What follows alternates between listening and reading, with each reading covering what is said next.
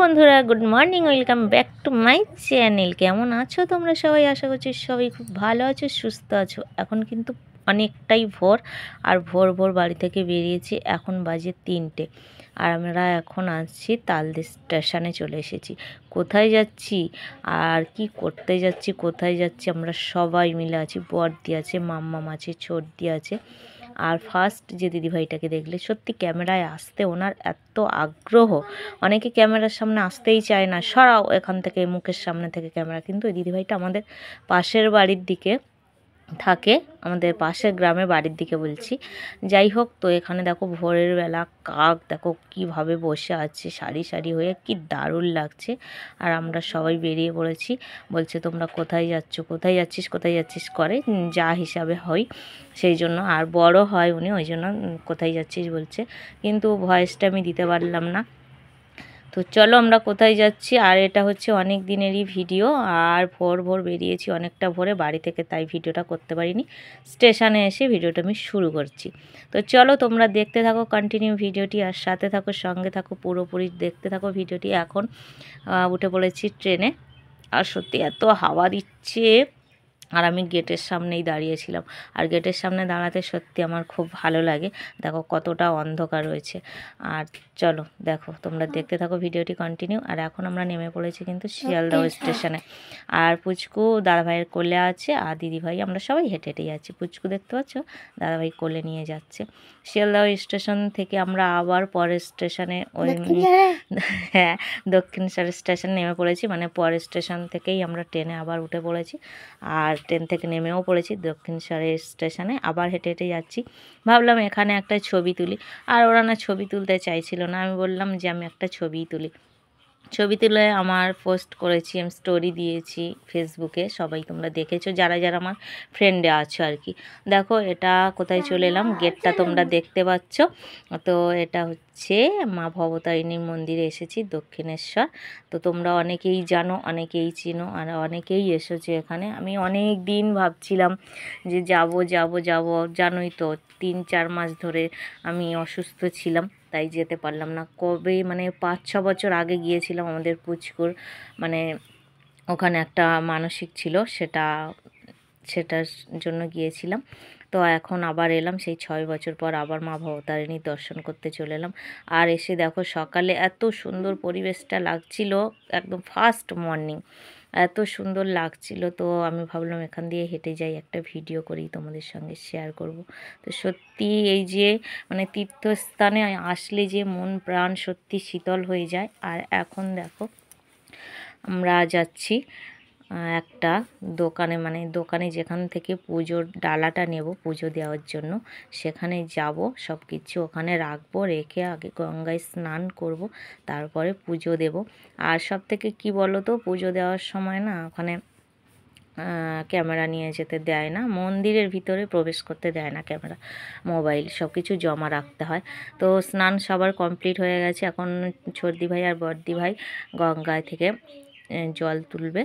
তো গঙ্গার জলটা নিয়ে নেবে।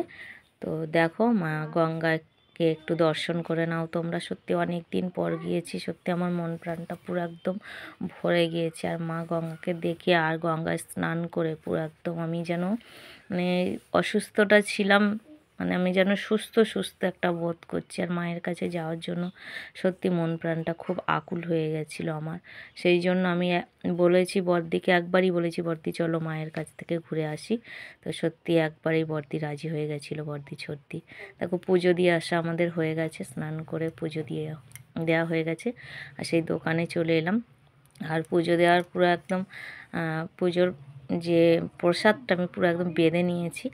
আর দেখো ড্রেস মানে তারপর দিদিভাইকে বললাম একটু আসো তো, এসে একটু ভিডিও বানাই, কটা শর্টস ভিডিও করলাম।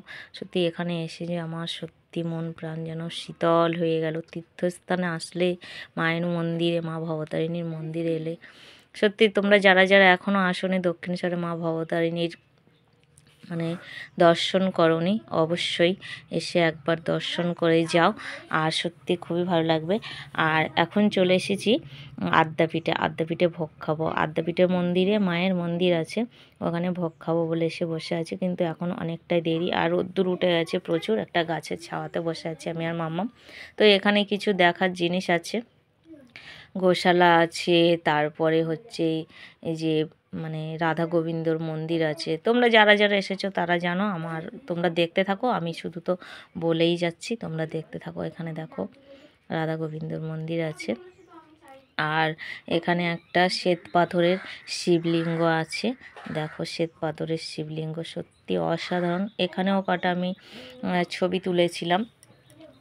আর এইখানে আমাদের পুচকো দাঁড়িয়েছিল। আর এই যে গোশালাটা তোমাদের একটু ঘুরিয়ে দেখায়, এই যে গোশালাতে এই যে বাছুরটা দেখছো না, সত্যি বিস্কুট দিচ্ছি আর কি সুন্দর খাচ্ছে। আমার মুখটা পুরো না জিভ দিয়ে চেটে নিয়েছিল। সত্যি কথা বলতে আমার যে এত ভালো লাগছিল।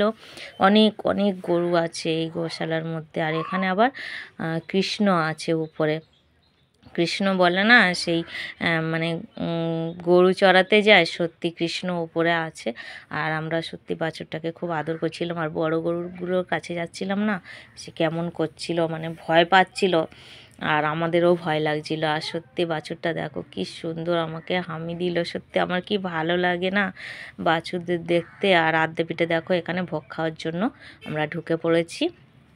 আর আদ্যাপীঠের ভোগ খেতে যে কি ভালো লাগে, ওখানে মায়ের ভোগ খেতে একটু দেরি হয়ে যাবে বলে সেই জন্য আমরা তো কত দূর থেকে যাই, আর আসার জন্য বাড়িতে দাও আর তাড়াহুড়ো করে কতটা ট্রেন জার্নি করতে হয় আমাদের। তো ভোগ খেতে আমরা বসে পড়েছি। আর তোমরা কে কে আদ্যাপীঠে ভোগ খেয়েছো অবশ্যই কমেন্টেই জানিও। দেখো সঙ্গে সঙ্গে মায়ের ভোগ চলে এসেছে। পোলাও ফার্স্ট, তারপরে হচ্ছে বেগুনি দিয়েছিল, পোলাও আর বেগুনি ফার্স্ট দিয়েছিল। তো আমি এক হাতে ক্যামেরা করছি আর এক হাতে কী করে খাবো তোমাদেরকে দেখাবো কিভাবে, তো আর কি বলবো। তো চলো খাওয়া দাওয়া কমপ্লিট করে তারপর আসছি। তো অনেক কিছু ছিল, খিচুড়ি প্রসাদ ছিল, সাদা ভাত ছিল, আর সবজি ছিল, ডাল ছিল, চাটনি ছিল, অনেক কিছুই ছিল। তো খাওয়া দাওয়া করে বেরিয়ে পড়লাম, অনেকটাই রোদ্দুর উঠে গেছে। এবারে আমরা বাড়ি যাওয়ার পথে। আর দেখো এখানে দোকান, অনেকগুলো দোকান বসেছে, অনেক অনেক অনেক দোকানই বসে। তো সত্যি এখানের জিনিসগুলো না প্রচুর দাম, আমাদের এদিকের থেকে ওখানে প্রচুর প্রচুর দাম। আমাদের এখানে যেটা 50 টাকা, এখানে মানে আমাদের এখানে যেটা 50 টাকা, দক্ষিণেশ্বরে এখানে নিয়ে হচ্ছে 100 টাকা। বিশাল দাম, বিশাল দাম। তো যাই হোক এখানে আমার যেটা পছন্দ হয়েছে তাও আমি নিয়েছি, নিজের সাধ্যের মধ্যে যেটা হয়েছিল সেটা নিয়েছি। আর দেখো আমরা এখন স্টেশনে, অনেকটাই বেলা হয়ে গেছে, এখন দক্ষিণেশ্বরের স্টেশনে চলে এসেছি। আর পুরো খাওয়া দাওয়ার পরটা না যেন শরীরটা যেন কেমন একটা হচ্ছে। আমি অসুস্থ ছিলাম, খাওয়া দাওয়ার পরে একটু রেস্ট করি, আর এখানে রেস্ট তো হচ্ছে না, ট্রেনের জন্য দাঁড়িয়ে আছি রোদ্দুরের মধ্যে। দেখো অনেকটাই রোদ্দুরে এখানে দেখাচ্ছে, আমার ক্যামেরাতে কেমন যেন একটু ঘোলা ঘোলা লাগছে। আর তার মধ্যে দিদিভাইরা পুরো গঙ্গার জল মানে হাতে করে আনতে আনতে ওদের জান কয়লা হয়ে যাচ্ছে, বলছে খুব কষ্ট হচ্ছে। আর ছর্দিভাই নিয়ে গেছিলো বড় একটা ড্রাম। আর দেখো বাড়িতে চলে এলাম, আর কোনো জায়গায় আমি ভিডিও করতে পারিনি কারণ আমার ফোনে একদম চার্জ ছিল না। তো আজকে ভিডিওটি তোমাদের কেমন লাগলো অবশ্যই জানিও। আজকে ভিডিওটি এই পর্যন্ত, ভালো লাগে যদি লাইক কমেন্ট শেয়ার করো, নতুন বন্ধু দেখে থাকলে আমার চ্যানেলে চলে এসো। তো চলো সবাই সুস্থ থাকো, ভালো থাকো, টাটা বাই। আবার যেন দেখা পাই নেক্সট ভিডিওতে। আর আমি ভিডিও না খুব দেরি করে দিচ্ছি, প্লিজ তোমরা সবাই পাশে থেকো, টাটা।